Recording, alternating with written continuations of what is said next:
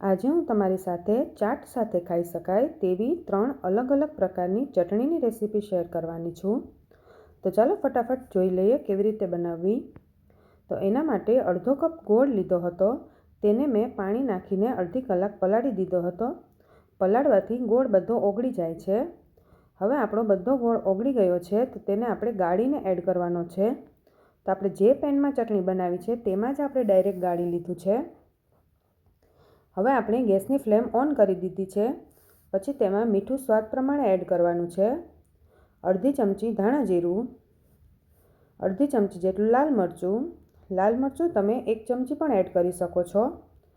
2 ચમચી જેટલો આમચૂર પાવડર, આમચૂર પાવડરની જગ્યાએ તમે લીંબુ પણ એડ કરી શકો છો, પણ લીંબુની જગ્યાએ આમચૂર પાવડરનો ટેસ્ટ ખૂબ જ સરસ આવે છે। પછી આપણે તેને સારી રીતે ઉકળવા દેવાની છે।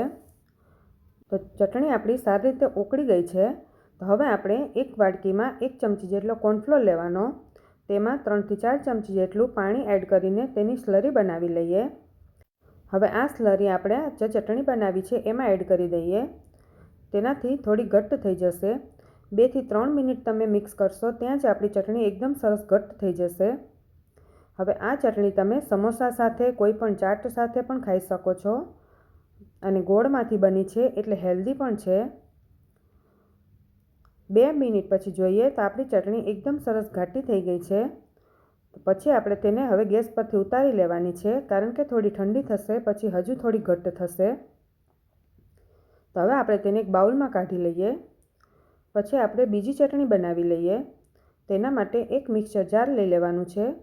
તેમાં અડધો કપ સિંગદાણાને મેં 15 મિનિટ પલાળી દીધા હતા। 15 મિનિટ આપણે પલાળવાથી સિંગદાણા એકદમ સોફ્ટ થઈ જાય છે અને જલ્દીથી પીસાઈ જાય છે। પછી તેમાં 4 થી 5 તીખા લીલા મરચાં લઈ લેવાના। પછી 1/4 ટીસ્પૂન જેટલી હળદર, મીઠું સ્વાદ પ્રમાણે એડ કરી દઈએ। મેં 1 ચમચી એડ કર્યું છે। પછી આપણે તેમાં 1/2 લીંબુનો રસ એડ કરવાનો છે। જો તમારા લીંબુ નાના હોય તો તમે 2 લીંબુનો રસ પણ એડ કરી શકો છો। આ ચટણી થોડી તીખી અને ખાટી અને ખારી હોય છે। પછી તેમાં 2 થી 3 ચમચી જેટલું જ પાણી એડ કરવાનું છે, પાણી વધારે એડ નથી કરવાનું। તો ચટણી આપણી આ પણ પીસાઈ ગઈ છે, તો આપણે તેને પણ એક બાઉલમાં લઈ લઈએ। હવે ત્રીજી ચટણી બનાવી લઈએ। તો તેના માટે 4 થી 5 કાશ્મીરી લાલ મરચાં લીધા હતા, તેને ગરમ પાણીમાં 10 મિનિટ માટે પલાળી દીધા હતા। હવે એ આપણે મિક્સર જારમાં એડ કરી દઈએ। મીઠું સ્વાદ પ્રમાણે, અડધી ચમચી જેટલું લાલ મરચું, કાશ્મીરી મરચું તીખું નથી હોતું એટલે। પછી અડધી ચમચી જેટલું ધાણા જીરું એડ કરી દેવાનું છે અને અડધો લીંબુનો રસ એડ કરી દેવાનો